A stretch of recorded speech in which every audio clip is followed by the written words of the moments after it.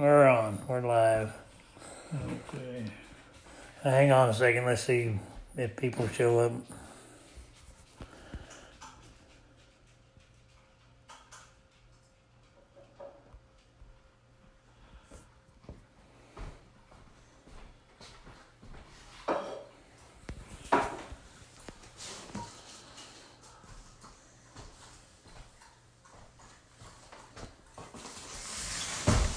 Do I look like I smelled a wolf? No, you look all right. You're fine. You say you want her in on this? She said no. Oh.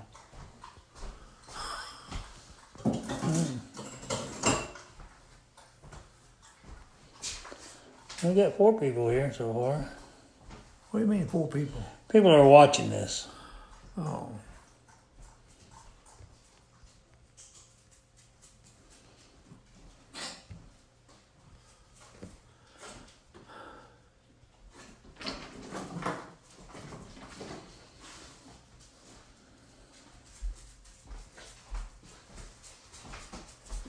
We're up to 11. All right. Well, we might as well go ahead and start. Talk about when you went to Phoenix. Well, that was in 57, I think it was. I went to Phoenix and I went to work for a man named Bill Shelley. His place is all covered by the airport now, but we haul lumber out of Eureka and Arcata, California, and Roseburg and Eugene, Oregon, places like that, back into Phoenix. And I worked for him for quite a while. The old trucks we had wasn't much, but things were a little bit different then. Oh, yeah. But anyway, I worked for Bill for a while and wasn't making very much money. So, see, what did I do? Oh, a man by the name of Lester Zener brought a man to my house one day. His name was Leslie Abbott. Les Abbott. And Les had one truck. He had an old 28 white truck and trailer. And he hired me to run with it. It had a sleeper on it. The truck had a sleeper on it. And he hired me to run with it. And we'd haul flagstone out of Ash Fork up into the northwest. And then we'd load lumber back. We did that for quite a while. Just him and I, we'd run together. We'd be gone. Oh, we'd leave on a Sunday evening to go up and load flagstone to Oregon, Washington, Northern California. And it took us about 6.5 days to make the round. We would get back in on a Friday night, and unload Saturday and leave Sunday. And at that time, there was nobody in Phoenix that was part of our family, and my wife was there alone with 2 little ones. And that lasted, I don't remember just how long I did work for Les. But then things got bad, and I went back to call Rod Von Ark, called the Von Arks again. They said, yeah, come on, and you go back to work for us. So I went back to Santa Rosa or Healdsburg, and Rod went back to work, and it wasn't long until my brother Amos came back up there and went to work for him, for Rod and Larry. And we hauled lumber out of Eureka down to Southern California. And I can't remember just how long we did work for Rod and Larry on that time, but it was the best paying job we had all along, and they were very good people to work for. And we had and we had better equipment too. Had better truck. We had Peterbilts and had one old white, but we had some good Peterbilts, low mount Peterbilts, the older trucks. But they was It was a good truck. It was maintained, well maintained, and we did pretty good there. We did real good there. Had a nice place to live, rented place.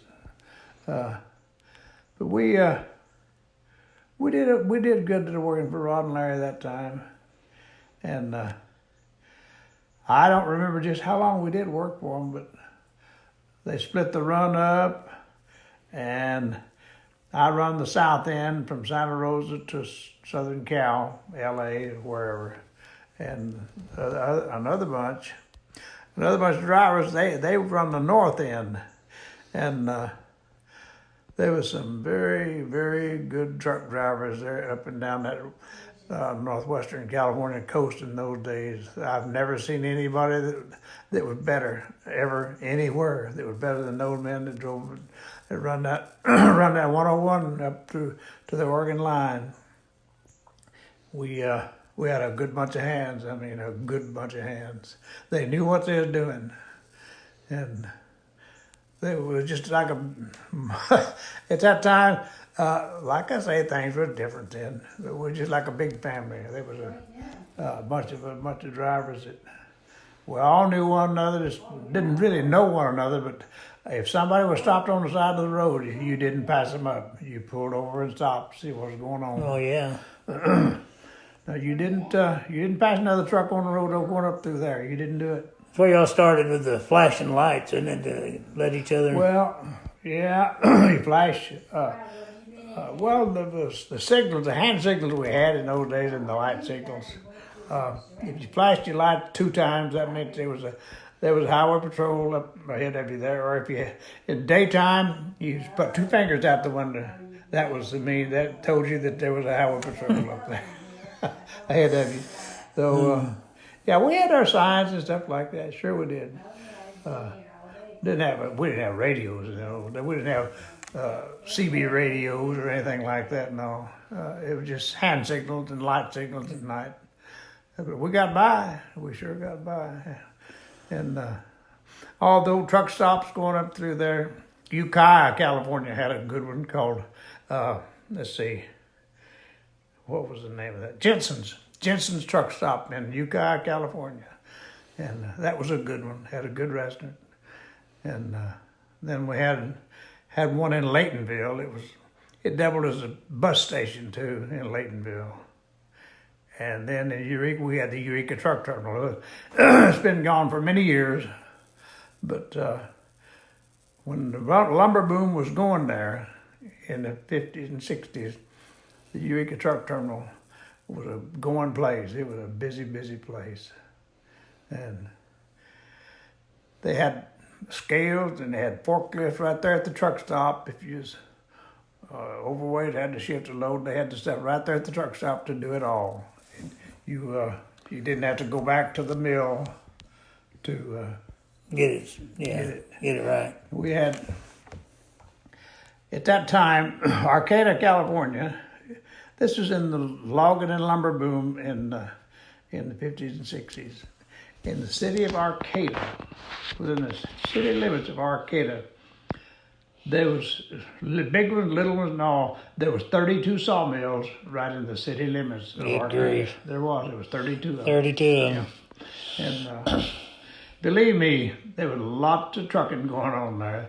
And just between Arcata and Eureka, which is about 7 miles, there was a big company called Arcata Redwood. And I don't know if it's still there or not, but we hauled lots of redwood lumber out of there. And down at Scotia, which is south of Fortuna ways, there was a Pacific Lumber Company, the biggest sawmill on the West Coast, I think. But we hauled lumber out of there. Well, I didn't haul any lumber; our company did. And we just had a lot of lumber to move out of the Humboldt County, and anyway, Crescent City had a big plywood plants there, and we had lots of stuff to haul. We really did. And the equipment we had wasn't up to date like it is today. But we got it done anyway. We Yeah. got it done. So. Y'all were running 5 and 3s, wasn't you? At Well, that we time? run 5 and 3. Once in a while, you'd hear somebody talking about a Road Ranger. We never did. I never did see one at that time. But no, we had the Spicer gearbox. Spicer and Fuller made an auxiliary transmission too. But most all of the trucks use 5 and 3s, stuff like that, with low geared rear ends for the logwoods and stuff. But 5 and 3 was standard in those days. 2 Right. steps, yeah. Well, tell us some of your experiences running up through there. Well, At least one. there used to be a. Let me think a minute. Shut it off for a minute. Let me think a minute. Well, I can't. I'd have to stop it completely. Oh, okay. Well, and going up through there, like I say, we'd go up at night to get away from the tourist traffic. Traffic in the summertime up through there was terrible. Oh, sure, especially on We'd 101. wait after dark till they all got off the road, then we'd go on up and load the next day. And by the time we got loaded and ready to go, then the tourist traffic would be getting off, coming back. Right. But once in a while, I saw one time in there between Oric and Arcata. I think it was between Oric and Arcata. It might have been between Oric and Crescent City. Anyway, right in there was a one log load coming around, went down and coming around a bend like that. And somehow or other, he let that biter get loose on it. And that one big log rolled right off on top of a car. Oh, man. They did. It rolled right off on top of the car. And that was, needless to say, that wasn't a nice thing to see. A guy, Jordan Gray, he said he'd love to hear the worst experience or the worst load. The worst experience or the worst load? Oh, there was a lot of worst loads. There was a bunch of them. Also, the most gruesome experiences I've had. I've had some terrible ones out on that desert between Bakersfield and Needles. I think I told you about it today. The one about the old pickup. Oh, yeah, yeah. Yeah, Yeah, I don't tell them things like that. It's No, gruesome. yes, it was bad. Gruesome, Yeah, I yeah. would. You don't have to. You can see some horrible stuff out there. Yeah. But well, I'm trying to think of one load that was so terrible. Well, one load, but it wasn't a hard load to haul, but it wasn't very nice to the receiver. I loaded some special plywood, imported plywood with birch and mahogany finish, and it was in wintertime, and I had some old tarps. We never used tarps, but I had some. And anyway, I had to tarp it. When I got it loaded, I tarped it. We're talking about a truck and trailer, another simple. Yeah. And I drove all the way to Phoenix and parked parked in the yard on a Friday evening, and I couldn't unload it till Monday, and it rained the whole weekend. Oh, man. And when I took it up there and untarped it, it wasn't very nice. It wasn't very nice at all. There's lots of water on that birch and mahogany. It wasn't very nice. Your nephew Brian said hi. Oh, Brian? Okay. Well, it's hard to remember all the worst ones and the best ones. There's been so many of them, you know. There's a lot of mine that I can't remember that. Right. Coming when I was working for Bill Shelley at one there, and we was hauling lumber out of Oregon, and my wife Elizabeth was big with our second boy, and I waited around Phoenix there for I guess a week, and she never did. She never showed anything. We knew it was right close, so I went ahead and loaded and went north, and went all the way into Oregon and loaded and was coming back. Got down to Canyonville, Oregon, to a little place called the Log Cabin Cafe. Pulled in there and stopped, and Hugh Alger, one of the other drivers, he come up from the south, and he jumped out of the truck and said, "It's a boy." That was the only one of us that you wasn't home for, wasn't Yeah, it? that was Michael, yeah. Yeah. Yeah. It's a boy. It's a boy. Yeah. Trying to see if anybody else is going to ask it.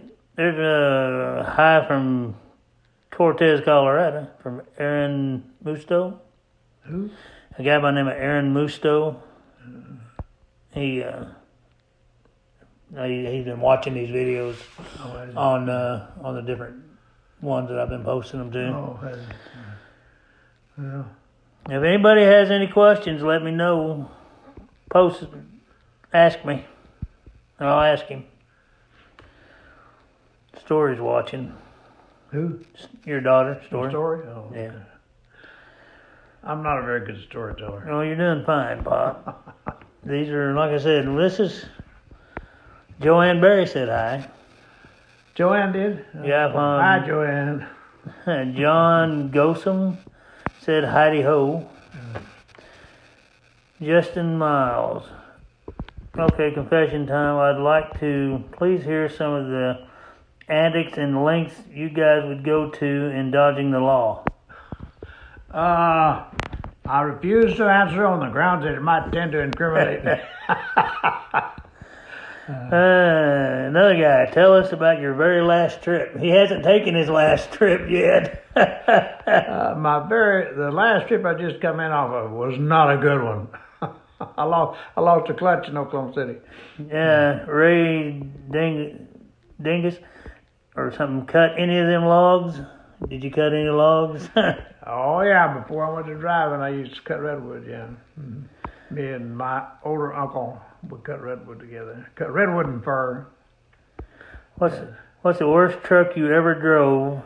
The most breakdowns. Those breakdowns. I guess. That's hard to remember.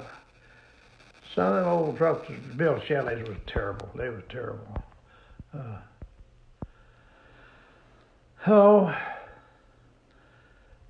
I guess that old truck, well, for Hazen Williams, I drove it for E.L. Snyder.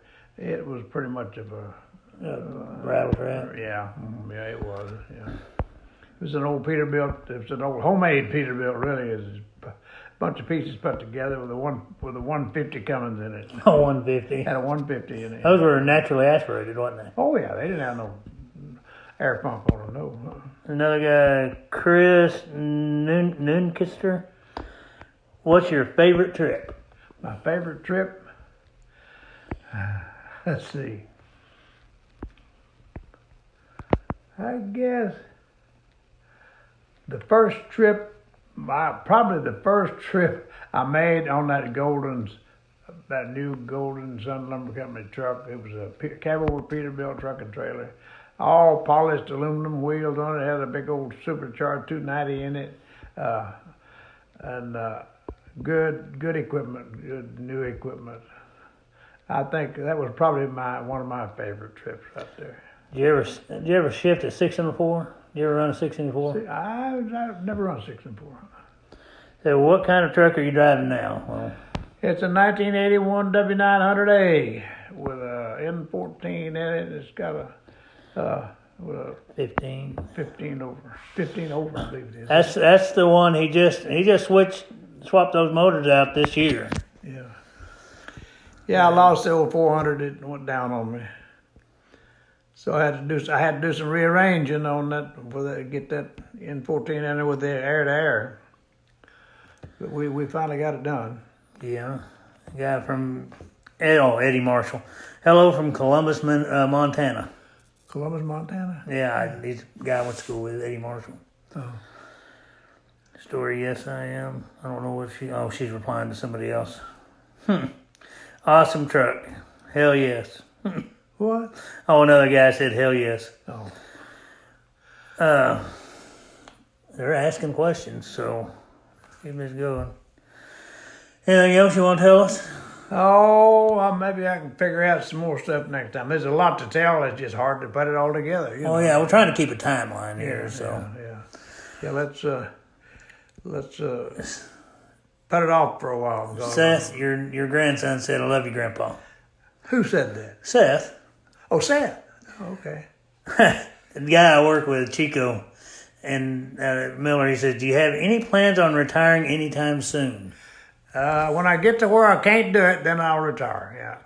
Yeah. Justin Miles, thank you, sir. He said, "Thank you for doing these. These people love these things." We need to hear this stuff. We need to hear the way it was back in the day, back when you started. And Well, it's different, that's for sure. It's different. I mean, even my truck's a 2007, but it's, it's a lot, and I won't say better because I don't think they're any better, but what was the funnest and the funniest trip? Well, now that would be a hard one. There ain't no easy one. No, not back then. It wasn't. No, there ain't no easy one. I tell a story right quick about the old man I worked for John.